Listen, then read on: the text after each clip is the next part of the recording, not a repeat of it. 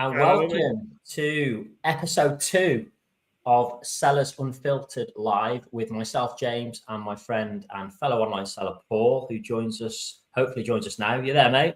Yeah, mate, I'm here, mate. I'm all good. Good. This is obviously episode 2, so we put our first live out last week. Any feelings following that, mate? How we've done it? I was quite proud of the first episode. Thought it was some good conversation, good content, and some good stuff. So I think good stuff to build on as well. But mate, how good is our theme tune for the start of this? Oh, mate, that's just a generic tune. That's just it. I haven't created that. I've just pressed a button. Well, as we met, for those who joined us the first time, and most likely watching back rather than watching live, if you've stumbled across us. As I mentioned last week, I host the live, and I've got loads of buttons in front of me. Don't know what I'm doing. Last week I did a disappearing act in my mate, and you were left on your own for a few seconds. So if you want to see that and how Paul reacted, you can go back to last week's live and have a little look. But yeah, just to reiterate a few things we said last week, we don't know what we're doing. We're online sellers. That's our full-time job. We're not YouTubers. But we just wanted to start something to hopefully encourage a little bit of a community feel, get away from the coaches and gurus and mentors who promised the world. We're just here to talk about our experiences.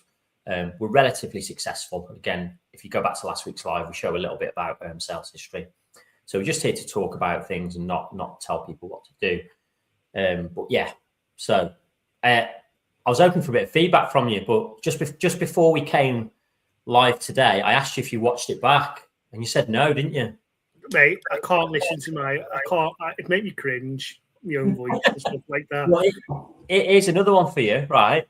I was hoping for a bit of feedback from you, and I was hoping for a bit of feedback from Laura, my wife, who, again, as we mentioned last week, I run an online business with my wife. We're 2 people. You're a one-man band. I said to her last week, I said, we've done our first live, and we just did it. And she went, oh, you've done your first live? I said, yeah, done it. Are you going to watch it? She went, yeah. Next day, I said to her, have you watched it yet? No. I left it till today. So I left it nearly another week before today's live. I said, have you watched it yet? No. Do you know what she said to me? What? Right. These were exact words. And bit of context. We went on holiday a couple of weeks ago to Menorca. So we're catching up on orders. We're catching up on things. So we're catching up on like TV programs. So I said to her, why haven't you watched it? She said, I don't think you, these were exact words. She went, I don't think you understand. She went, I've got a week's worth of This Morning to catch up on. Like, you know, the TV show This Morning. Yeah. I was like, great, thanks for that, Ben. Well, I told my son, and he just went, how many subscribers have you got? And I went, not many. And he went, I've got 38. I'm beating you. and that was it. So now, like, my goal is to get 39 subscribers, just to throw it in his face that I've got mine, because he's been a bit cocky with that. Right. Well, on that note, if you do want to help us beat Paul's, how old's your son, mate? 8? He's 10.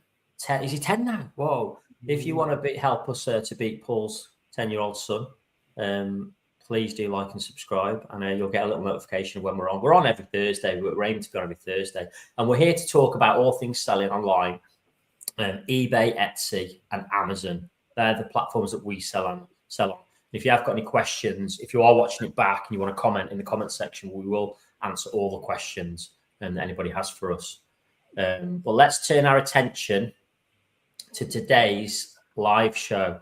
So the format's the same as last week. We're going to look at a recent change. I teased it at the end of last week. So we're going to go through it this week. Then I've got a customer of the week this week. Quick top tip. And then the main topic is AI. We're going to talk AI this week and all things selling online related to AI. We're going to finish with some quickfire questions before we have a look at next week's preview. Now, you've already seen next week's preview because I had that slide up instead of the intro slide. Did you notice that? When the music was playing, I bet you didn't notice, did you? No, I was bobbing my head over the theme tune. I didn't even read it. Like I said, we don't know what we're doing. So I had next week's preview up before today's intro slide, and I quickly changed it last minute. Right, anyway, let's get into the first one. Right, recent changes. Now, I mentioned at the end of last week that we were going to talk about AI this week, and there's been quite a big legal ruling in the US regards to AI. So, first of all, we're not lawyers. I mean, that's obvious in it, but we have to say it. We're not lawyers, so we're not giving out legal advice, obviously. But there has been quite a big AI ruling. It's only in New York, so we're in the UK, so we don't really understand how it all works in America. But my understanding is that the states have their own, obviously, legal systems, as well as the federal legal system, which I think is the whole country. Anyway, this ruling is just in New York, but a lot of people are speculating that as soon as one state does it, there's lots of states that will follow, and also it may end up over here. Similar legislation coming into place, because obviously AI is really developing now, and people are starting to think it needs to be governed properly. So, in a nutshell, the ruling is, well, the key points there, as you can see. Right, so advertisers must explicitly disclose the presence of any synthetic performer, right? So if it says adverts, but it also means online listings. So if you list something on Etsy, Amazon, or eBay, effectively you're advertising your products, even if you're not paying for an ad. Does that make sense? Yeah. So if you've got any synthetic performer on your listing, you have to disclose that. What that means is, or what people understand it to mean, because it's a new law, people don't really understand how it's all going to work. It needs to be tested in courts of law, really. But what it means is, if you have AI generated humans in a photo, in a listing photo, or in a listing video, you have to disclose that.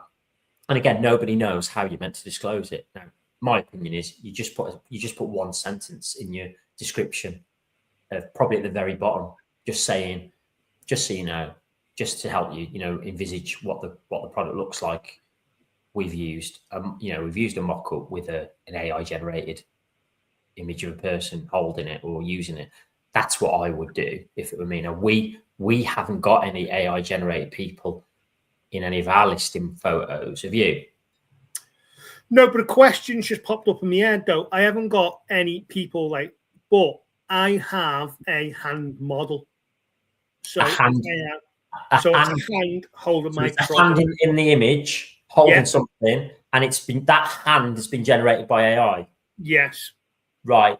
Again, we're not legal experts, but my take on that is that is an AI generated synthetic performer, because that you're trying. So basically, I think the way the court's doing it, from what I've read, is if you're giving the impression that something's real and it's not, you have to say that it's not. So you're obviously giving the impression that that's a real hand holding that item for the purposes of showing its use. So you have to just state in your description, or I believe, just so you know, the hand in the image is AI generated. I believe that's what the ruling says. Right. So another question, because it's a ruling in New York. Yeah. And say we don't put this is an AI generated image, can we actually get in trouble? Because that's just one. We sell items across the world. Well, so here's the question. I think I know the answer for you. We sell items. Me and Laura, we sell items to America. So if you sell to America, you can't opt out of New York on Etsy or eBay, whatever it is. It's mainly Etsy where we sell to America. We can't opt out of New York. So if you sell to America, you do technically, because this ruling, have to disclose if you've got an AI generated synthetic performer in listing photos or video. You do technically have to, I believe. Now, you don't sell to America, do you? I do, but don't get any orders at all. Well, yeah. So even if it's just being shown to people in America, technically you have to know. Now, here's the thing, right? Don't worry too much about it. There's a lot of hysteria online, but are they? So nobody knows how this law is going to work. We'll just have a quick look at the other key point quickly. So the other key point, here we go. It applies broadly to visual and audio-visual commercial advertisements across various media. Now, they're the two key points of the ruling. So effectively, you just have to disclose it. So you're allowed to do it, but you just have to disclose it somewhere. Now, no one really reads the description, so you put it down the bottom. Yeah. Nobody will probably see it. Will people care? But so even if you don't sell to America, which a lot of people watching this might not, there is the thought that this is just the first. This is the start of it. So you need to just be prepared for it if it does become, some kind of UK law or, it starts spreading around the world, which it probably will. Now, the law isn't in force yet. I believe it's enforceable from June the 9th, I think, but you'll have to double check that date. So we are going into a new era of legislation now with AI.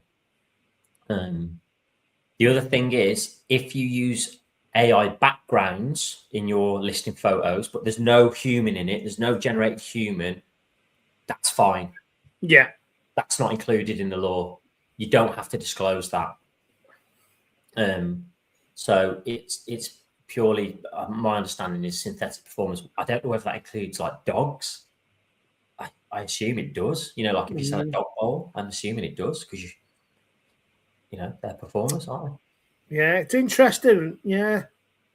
So I think the main thing is that's the way the world's going. So you've just got to keep your eyes open for any new laws that come in, because Etsy won't take responsibility for you. So if you get caught out, it's a $1,000 fine.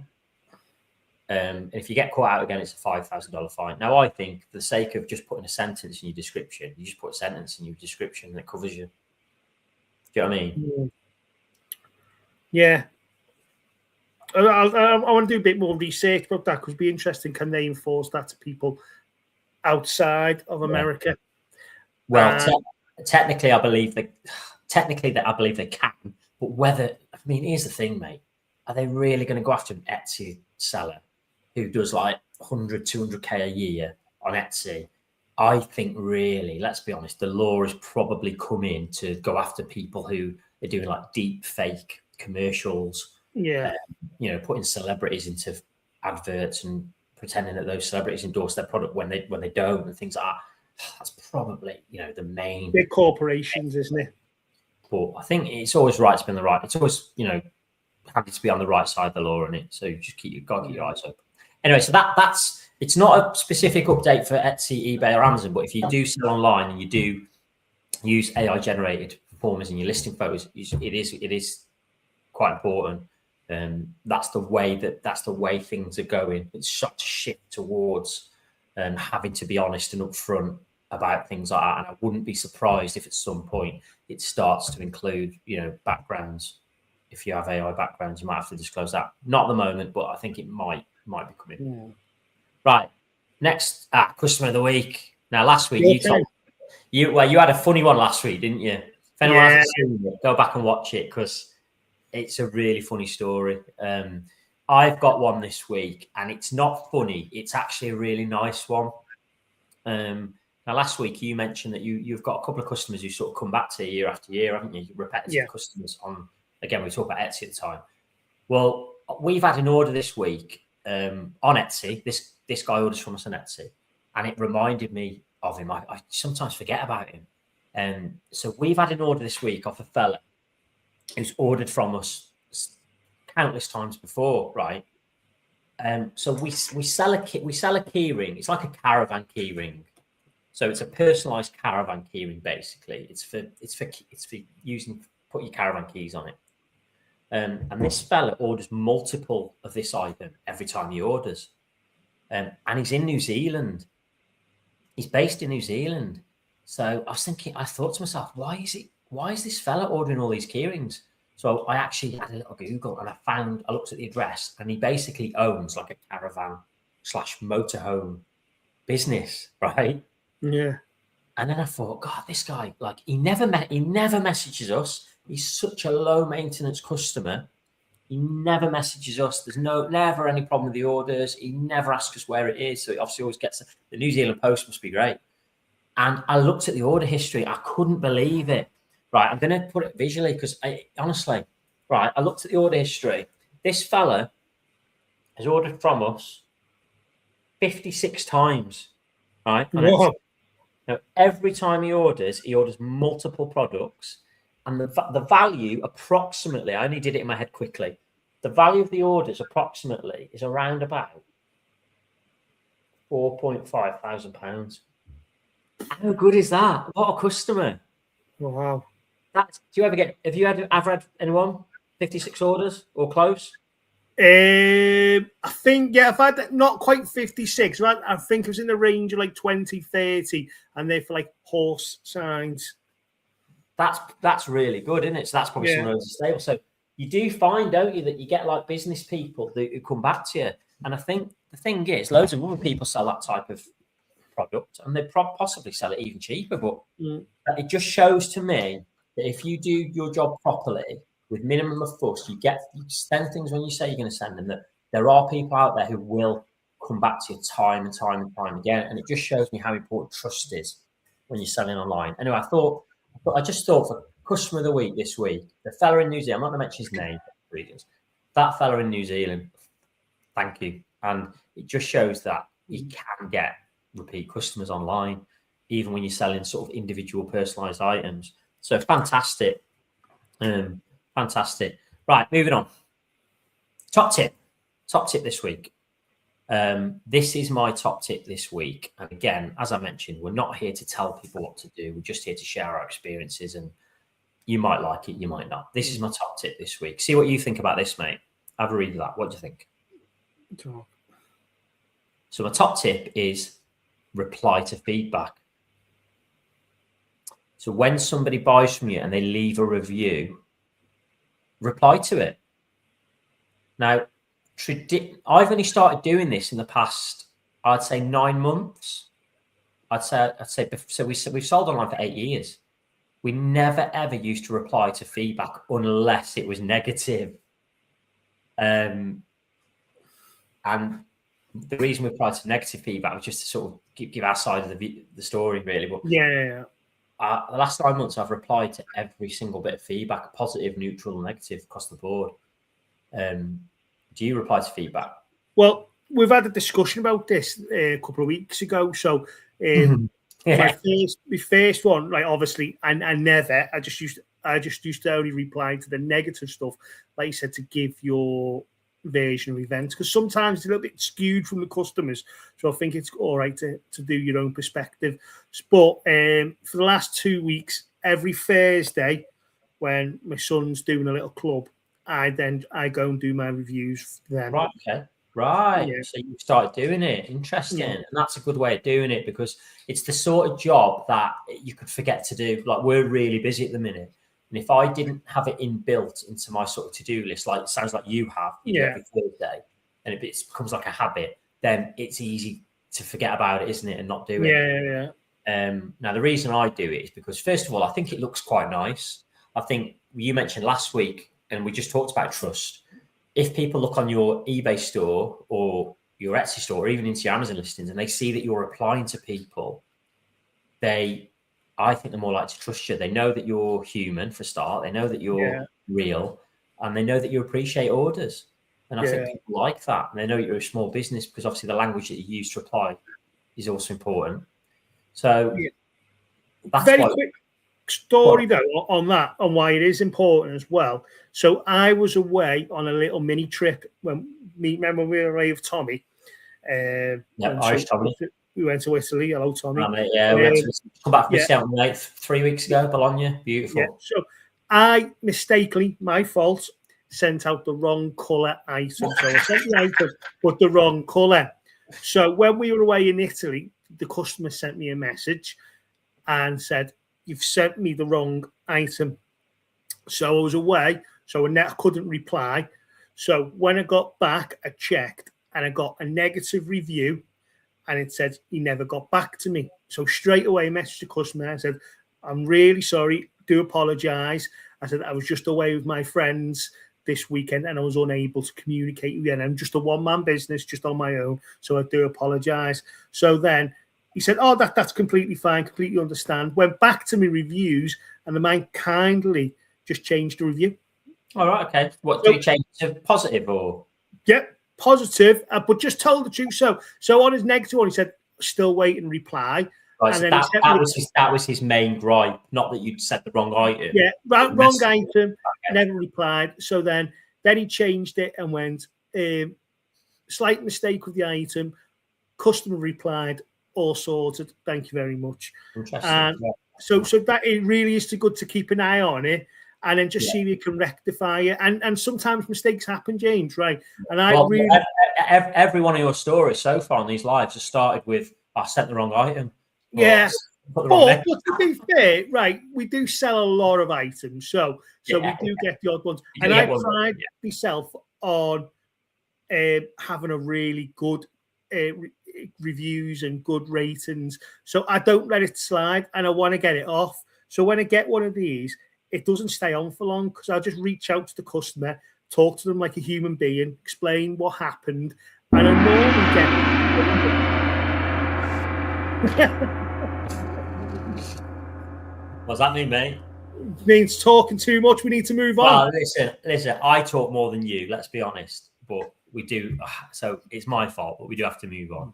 But the top tip is reply to feedback, because the very, very quickly, the other thing I've heard is if you reply to feedback, it can potentially have a very, very small marginal effect on your SEO. So the words that are people put in their review and the words that you use to reply can reinforce something. So if they put a high quality item, for example, that reinforces for your SEO purposes that it's high quality. So it is worth doing. I think if you've got the time, it's worth doing. Now those screenshots are from our actual store, so you can see there that that's the last 30 days on eBay, and our average review rating on Etsy is 4.9. I just think it looks good. It makes you more human. It's an active thing to do as well, which all the selling platforms like it when you're active. Right, moving on. Today's topic, mate. Oh God, it's a big one. Do you know what? One thing I learned from last week, it's not going to be 45 minutes, these lives. It's going to be an hour, because we just talk so much about stuff. Such a big topic as well, isn't it? It's a big topic. Right, let's get into it. AI, we've talked a little bit about it when we talked about the recent update. So, all right, for anyone that's been living under a rock certainly for the past year, do you want to try and explain what AI is? Put you on the spot. Well, there's different types of AI, but I think the ones that we work with are like ChatGPT, and I think for us, they just streamline listings and give you advice on how to promote your items in a better way for us. It's hard. I know you've asked me how to explain AI. It's a hard one, isn't it? Yeah. To explain. So first of all, obviously, for those that have been living under a rock, it stands for artificial intelligence. So it's effectively, I'm not a technological person, so I suppose it's effectively like a computer system that's intelligent. So if you ask it a question, it'll answer. And if you ask it for an opinion on something, it'll answer. And my understanding is it goes and searches pretty much the whole internet in like a millisecond for anything relevant that you've asked about, and feeds you back the best answer that it can find. That's my understanding of it. But I think it's more than that, because some of the things I ask it, I think, God, how's it come up with that? How's it? It's talking to me like a human. Anyway, so you mentioned ChatGPT. Now I use ChatGPT, and that's sort of the original one, isn't it? That everybody used to use, and there's a variety of them now. Every single online selling coach that I watch has now put out multiple videos on AI in some way or another, even if it's just them talking about whether they use it or not. It's such a big technological revolution, in my opinion, that you have to at least take note of it. So the first thing I'm going to do, mate, is I'm going to write on my whiteboard here. So we're going to come on to how do we use AI in a minute. I think we've probably already stated that we do both use it. So I mentioned last week. Now, every time I go online, somebody talks about AI, which is basically every time I go online. It feels like it's people either love it or they slate it. Do you know what I mean? It doesn't feel like middle ground. So,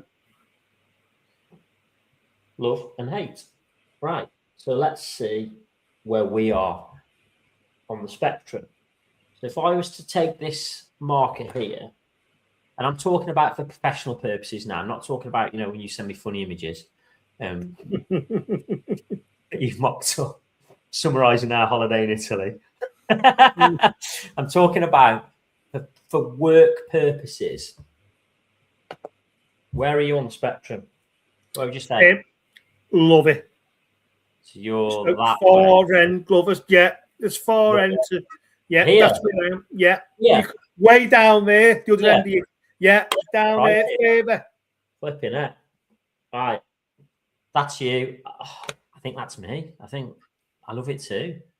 You know, when you go online, there's loads of people down this end, isn't there? There's loads of people here who slate it. So we're going to do these a little bit back to front. So I know I've put pros and cons last there, but we can talk about both how we use it, pros and cons as we go. So the people that love it, like me and you, what would you say the one main pro is of AI for you and your business? It is to make images using your item in a really good way, where it looks more favorable, where the customer. So photos, listing photos. Yeah. Okay. Listing photos. Okay. I'll add one as well, and then we'll come up with two cons. So for me, and it's quite generic, the huge benefit of AI for me when we come to sell online is how much time it saves. Mm-hmm.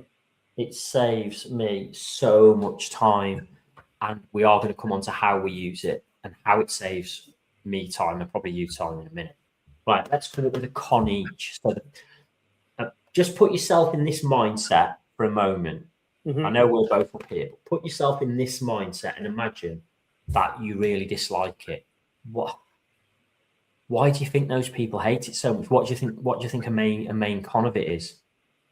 I think people are worried that they've lost their own advantage because people can quickly catch up with using AI images.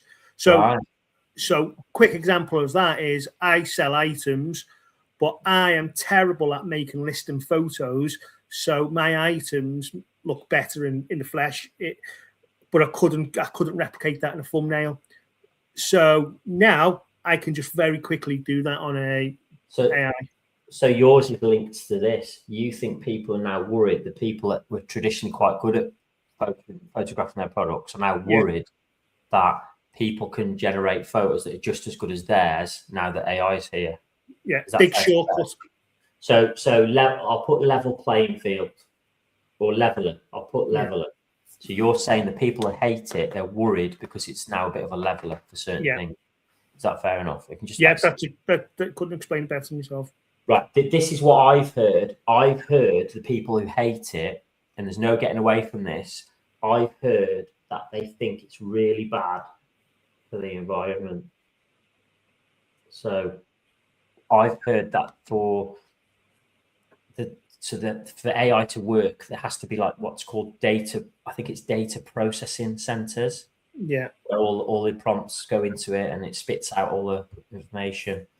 And I've heard lots of people say that because AI is now so widely used that they're having to build lots of data processing centers to deal with it. And I think I'm right in saying, again, I don't know enough about it, but I think I'm right in saying that it needs a lot of water to keep the systems cool because they're so busy.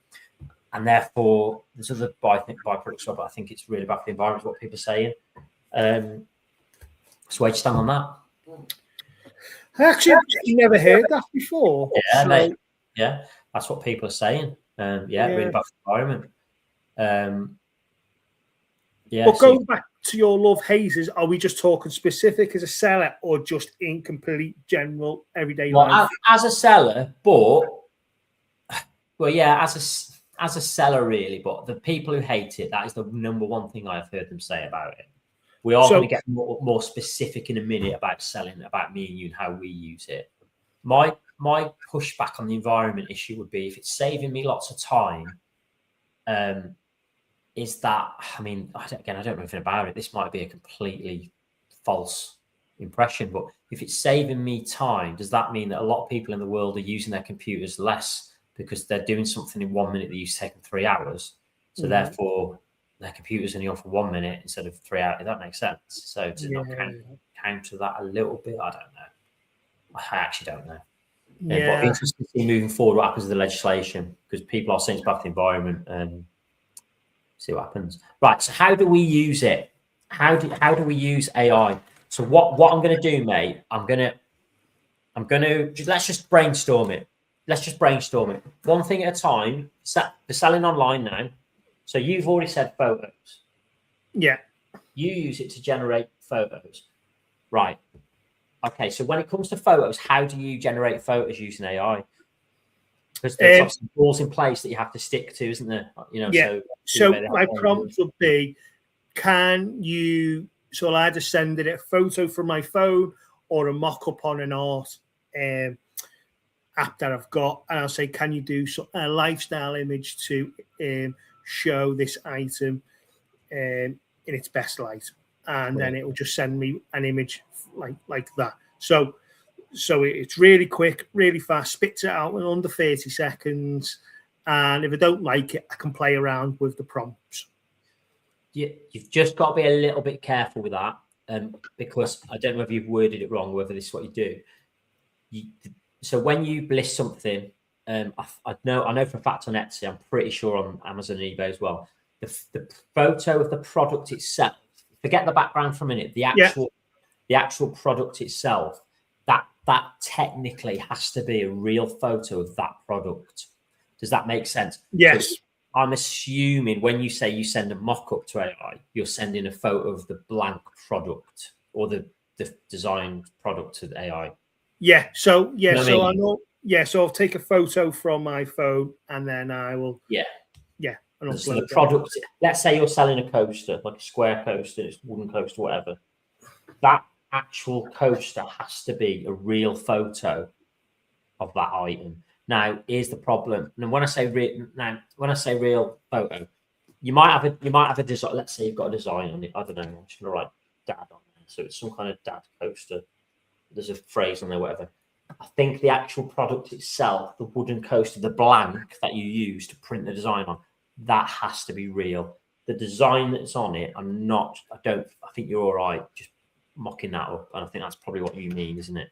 Yeah. Exactly. So the actual product itself is a photo, and then you've got your design mocked up, and then you send it to AI, and it gives you the background. Mm-hmm. Yeah, fantastic. Right. So one of the things, funnily enough, I think people are going to be fuming with this. One of the things I use it for, we spoke about it just now. People aren't going to be happy. I use it for feedback replies.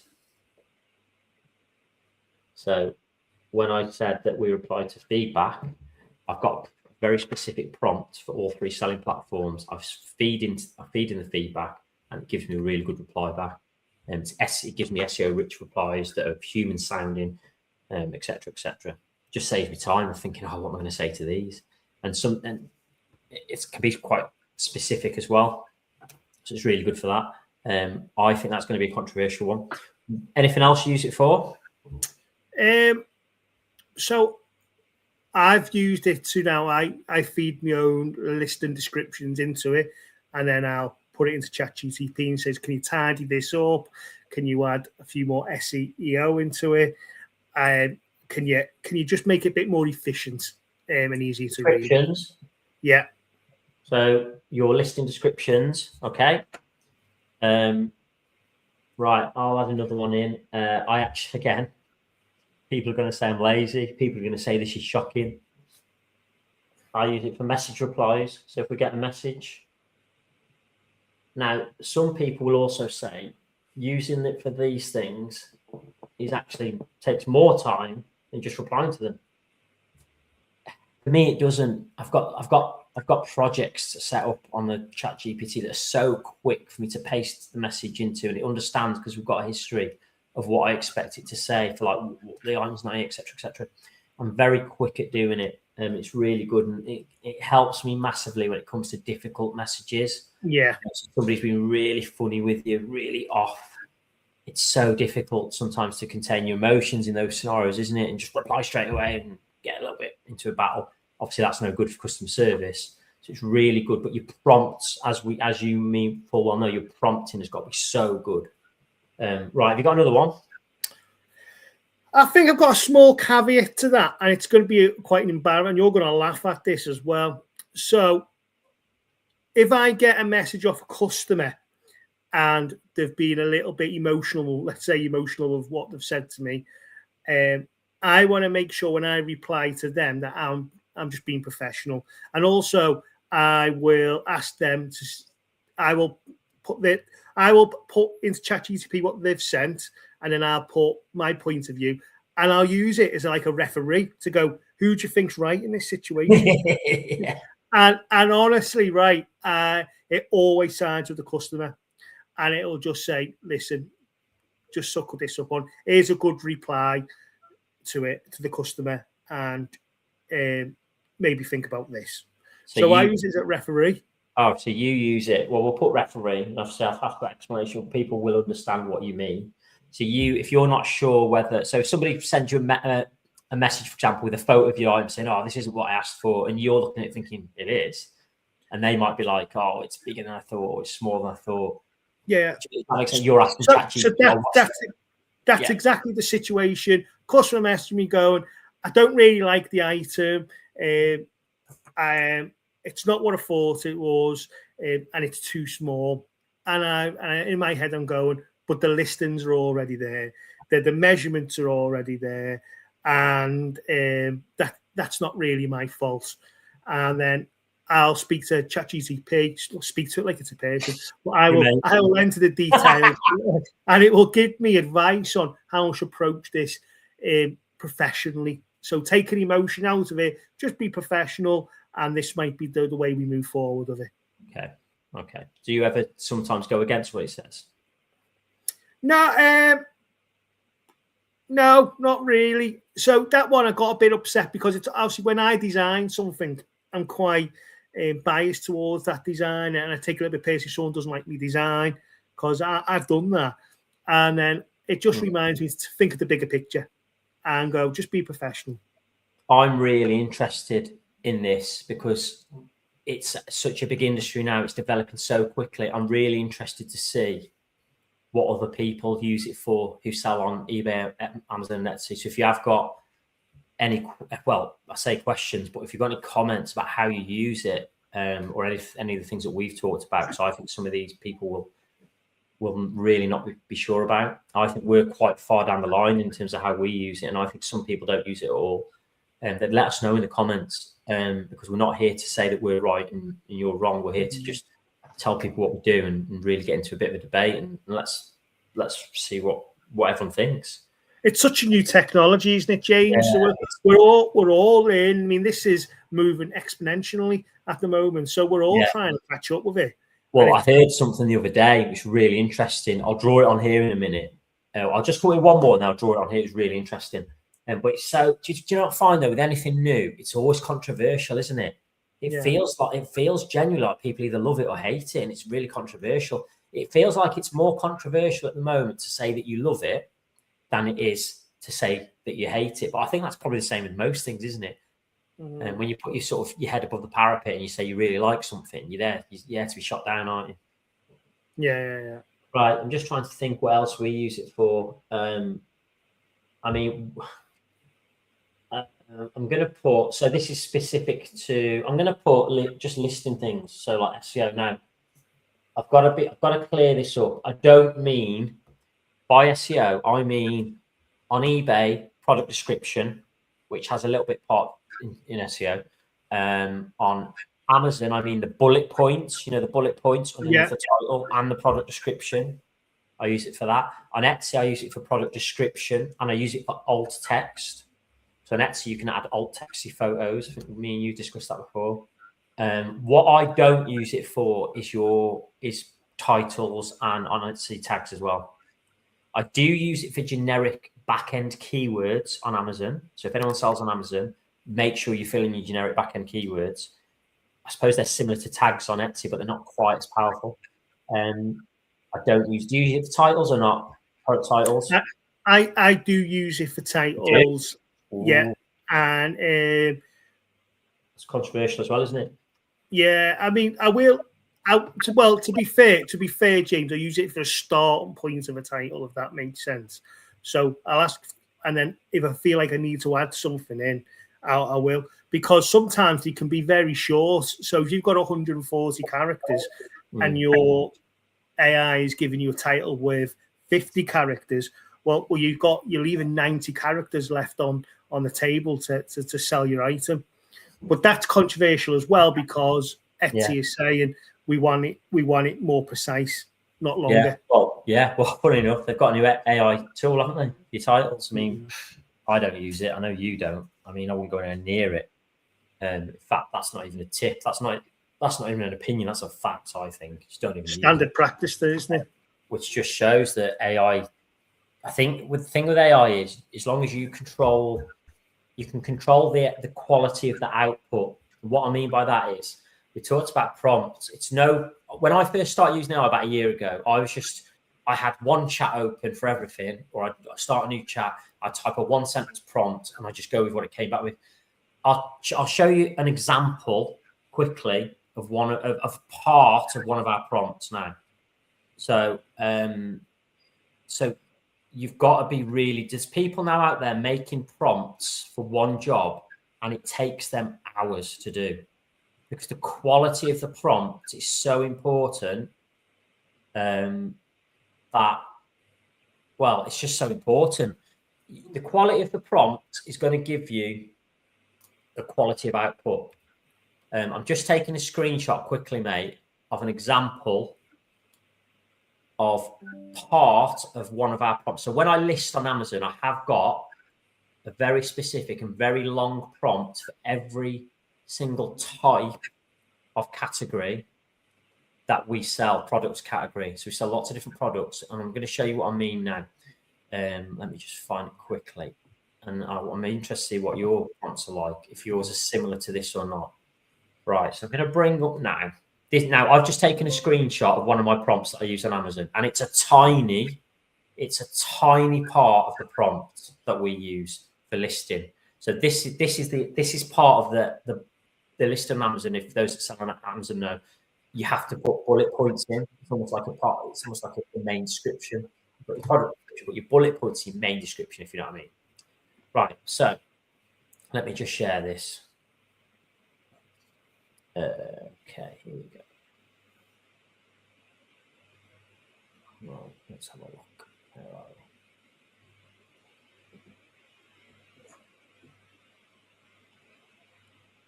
we? Okay.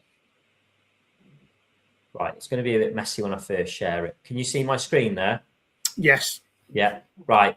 So can you see that image there? I can see a blank screen only of. You can't see that now. Yeah, of the can't see that. Yeah. Right, I might not be able to do it. What I'll do is I'm going to share an image of this in the comments of this live after we finished it. And for next week, I'm going to figure out how to do this, because as we mentioned, we don't know what we're doing. I'm just going to have a very quick play around and see if I can share it, because it's really important to me that people understand what I mean by quality prompts. Effectively, I've got there, and I'll stop sharing now because it's not working. And I've got a prompt within my main prompt for listing on Amazon, and it's to come up with the bullet points. And it's so detailed on what I want it to do that it took me ages to come up with it. And it's trial and error. So the thing about AI is it does save time, but to come up with the correct prompt, that takes quite a lot of time in itself. Yeah. Do you find that? Well, I'm going to be honest. I don't really think I've delved too much into the prompts. So when I make an item, I have just said, I'm making an item. I'm going to be selling on Etsy, eBay, and Amazon. And I need you to appreciate that not all platforms the same. So can you be more efficient for that specific selling platform when doing each listing, and organize it in a way that I can just quickly copy and paste it, and that's what it does for me, and it does a good job, and it does dissimulate between the selling platforms of what I'm selling. Right. I'm just going to read you this part of this prompt very quickly. So Amazon bullet points, and then in brackets, I've got very important. And it says create 5 bullet points. And then I've got a list of guidelines, all bulleted. Total character count across all 5 bullet points must not exceed 1,000 characters. Each bullet should start with a benefit or use case, clearly explain the value to the buyer, be easy to scan on mobile. Emoji usage is allowed and encouraged where it improves readability with the following rules. Use a maximum of 1 emoji per bullet point. Place the emoji at the very start of the bullet. Use clear, neutral emojis appropriate for gifting or home products. Do not use pricing, shipping, or promotional language. Mention Amazon, other platforms, or competitors. Include URLs or contact details. Bullet points should focus on 1, what the product is and why it's special. 2, who it's for. 3, gifting occasions / use cases. 4, material quality and durability. 5, packaging, presentation, or reassurance. Now that is probably quite boring to hear, but that's the level of detail, and that's just to get the bullet points. That's not even touching on the product description, or explaining the personalization. That's just literally just a tiny segment of my prompts that I use when I'm listing on Amazon now. So it's saved so much time when I'm listing. Because I'm organized and I've got loads of different template prompts for each product category on each selling platform. It's fantastic, mate, but it takes time to sell. So you definitely need to sort your prompts out and set them up so you can just reuse them again and again and again and again.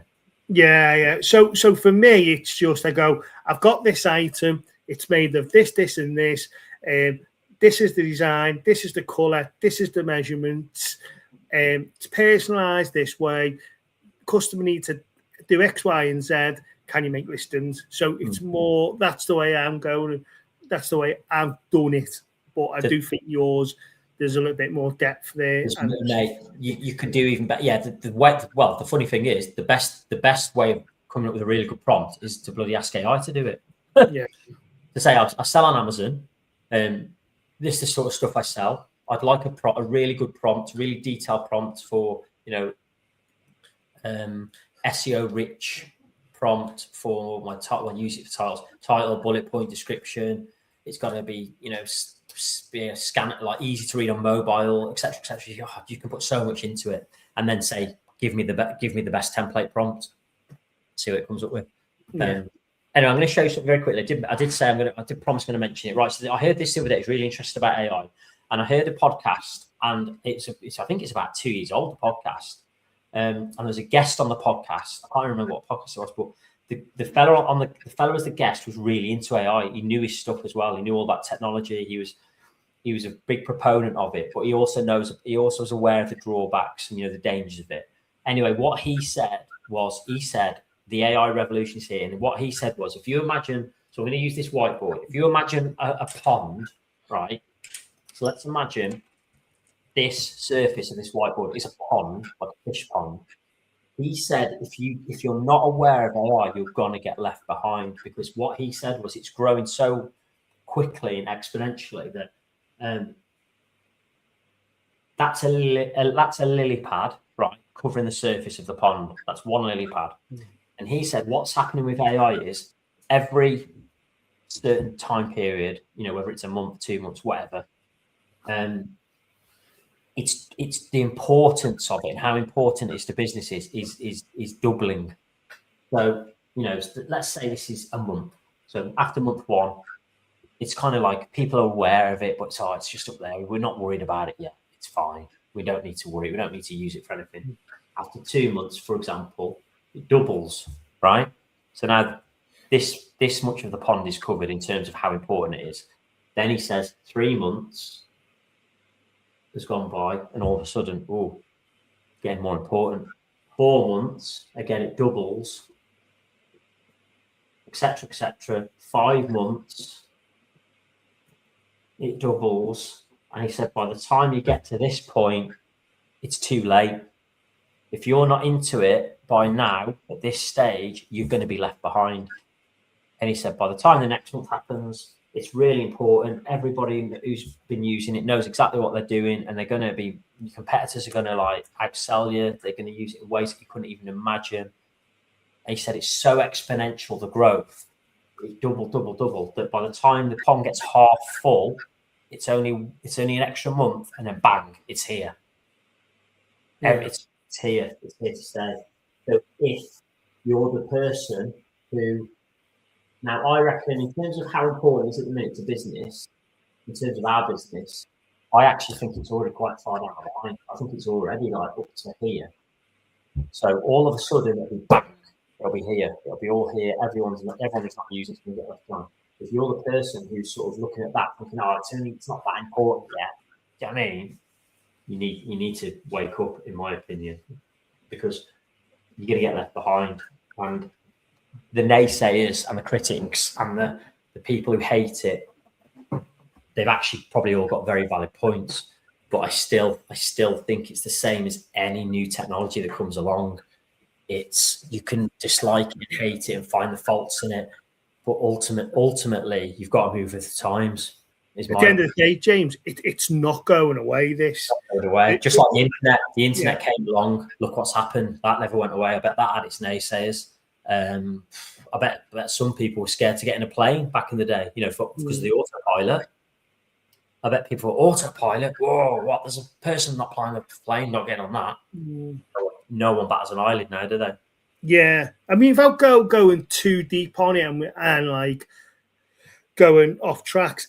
I mean, AI is only based on now as like stuff that we already know, and it's collected that knowledge from the internet. It's not an actual AI where it's free thinking on its own. So do you know what I mean? Can it be? Well, we don't really know, do we, the technology stuff, but can it become that? I mean, that's the question, but it's definitely I think it's called AGI. I could be wrong, but it's not happened where it's this is a free thinking thing yet. That's not happened. It's not developed its own consciousness yet, but that may happen. But at the minute, it's done is just collected all the data that we already know. Yeah. Well, it has, hasn't it? And I think, like I said, there are some valid points out there. So some of the cons, people are using it in the wrong way, and the people are using it to be dishonest. That is annoying, and I can understand why people get annoyed with that. And I think that's the whole reason this legislation is coming in New York about if you're using an AI-generated person, you've got to be upfront and honest about it. So some people are listing on Etsy and eBay and Amazon, and the actual photo of the actual product itself is nothing like what people are receiving. You know what I mean? People are saying, "Can you give me an image of this, and this?" And it's giving you an image. It looks amazing, but then when people order it and they get it in the post, it's like that's not what you ordered. Now that I understand why people get annoyed with that, because that, to be honest, that's just pure downright dishonesty, isn't it? Yeah, that's just ripping people off. So there does have to be some kind of legislation, really, I think. But I think in terms of saving time for businesses, I think it can only be a good thing. Certainly for small businesses like us, where time is such a premium, isn't it? And if we can find that extra 10% of time somewhere, it really helps. Yeah. So I think the real problem there, James, is legislation catching up to where AI actually is and giving us some fail-safes to it and protection for people.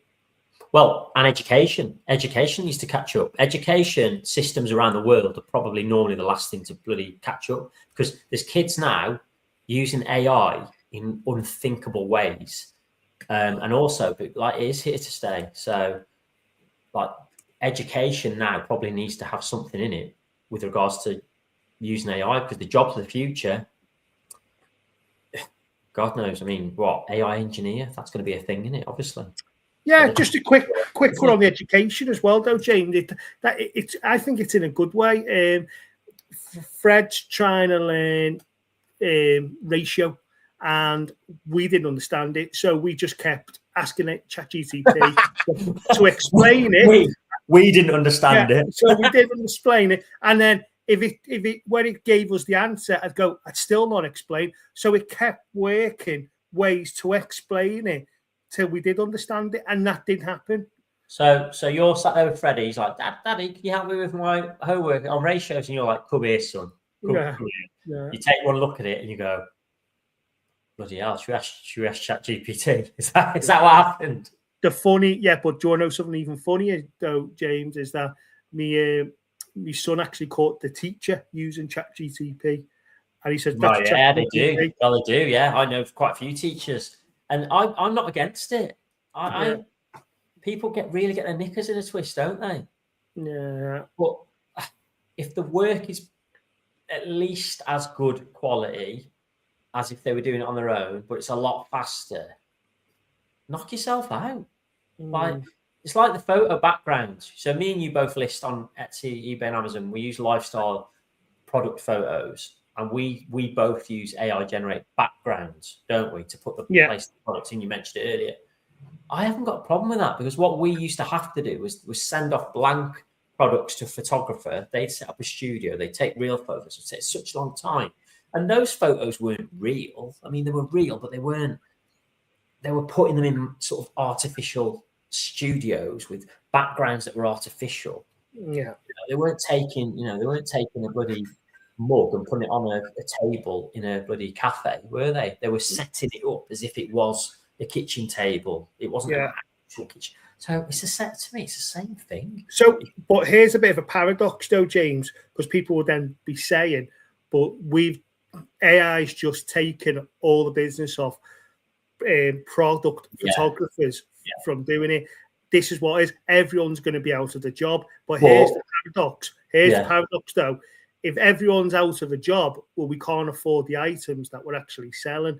So something's got to give there. So we will have to adjust, and that's what we have to learn. How we're going to I'm again. This is controversial. I'm not a big proponent of everyone's out of a job because I think new jobs will be created because there's a whole new industry. Yeah. There's a whole new industry. So the jobs, this is what I mean about education. The jobs that our kids will be doing, your Freddie's 10, my daughter's 2.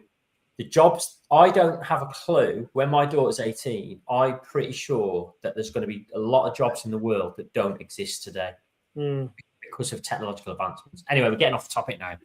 Let's come back to this very quickly before we move on. So selling online, that list that we put on the board earlier, that's fair to say that's just scratching the surface, mate. Because we haven't got the time, we are just scratching the surface. There's loads of things that probably more things that we use AI for that we didn't even manage to mention.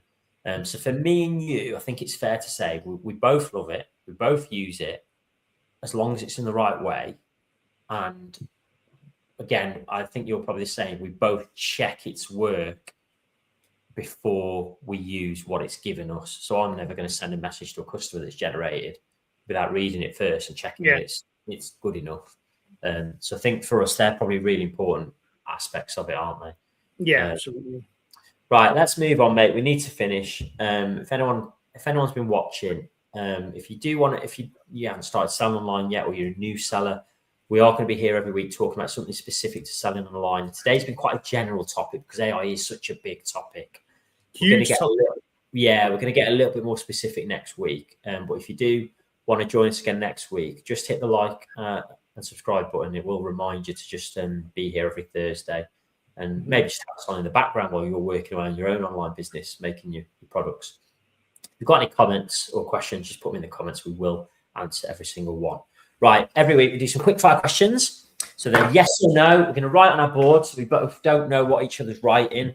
And then we're going to reveal. We may have a 10-second, 20-second, 30-second chat about it, and then we'll move on. Let's go. We always ask one for eBay, Etsy, and Amazon. So the first one this week is on Etsy. We've answered this already. Do you use the Etsy update titles AI tool? Ready? Absolutely not. No. Rubbish, isn't it? Yeah.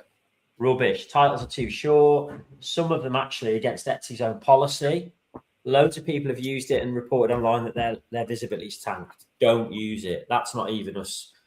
That's just a fact. Don't use it. Right. eBay. sort of related to last week. Have you ever used eBay promoted listings? So basically, eBay ads.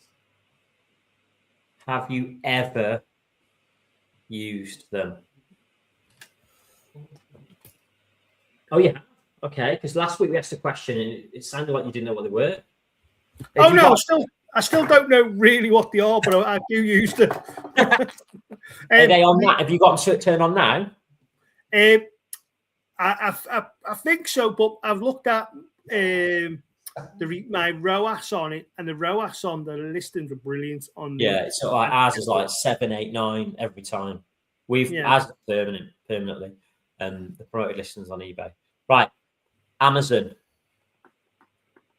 Do you use the bulk spreadsheets available to update listings? So do you update listings in bulk where you just upload it, press a button and it updates them all in one go?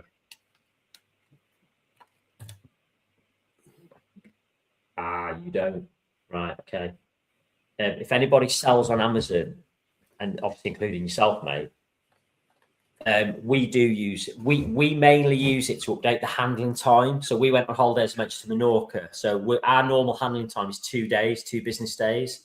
So instead of having to turn Amazon off while we were on holiday, I just updated all of the listings handling time in one go using a spreadsheet. It's a little bit of a faff set up, but when you've got the hang of it, it's fantastic, mate. So I could change the handling time to like 7 days, business days instead of 2 in one click of a button, and then change it back again when we got back.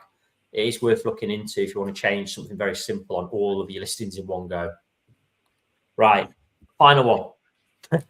I think we know the answer to this one. Have you ever packed an order, sealed it, then immediately realised you forgot to put something inside? Or in your case, realise you've made it in the wrong colour? Mate, I do that probably twice a day. Twice a day. What sort of things are you forgetting to put inside the item? A very common situation. Well, not when I say common mistakes, if I do make mistake. So I put the wrong item in it. I've done that a few times. When I'm trying to do it really quickly, I've just put the wrong one in mistake. Wrong personalization on it by mistake. And you've realised because you looked at your screen, like, I put the wrong one. Yeah. It happens. Yeah. It's a common mistake. It's not I do it all the time, but if I'm making a mistake, it's usually one of them. Right. So twice a day. Yeah. Right, mate, we need to wrap this up. So looking ahead to next week, we are going to get a little bit more specific because we have talked about ourselves last week. Quite a general topic this week. Next week, we are going to talk about online customer service. And obviously, we're going to talk specifically about eBay, Etsy, and Amazon. Some of the things that we do when it comes to customer service. And also maybe some of the things that we don't do, because I've got a few things in mind already. And we'll have a look at that next week. So that leaves us, the only thing to say is thanks very much for watching. Do like and subscribe if you want to join in and watch us every week and you want the reminder. Don't forget to comment. We're specifically asking if you've got anything to say about AI this week. Do you use it? What do you use it for? Do you hate it? And if so, why do you hate it? Please let us know in the comments.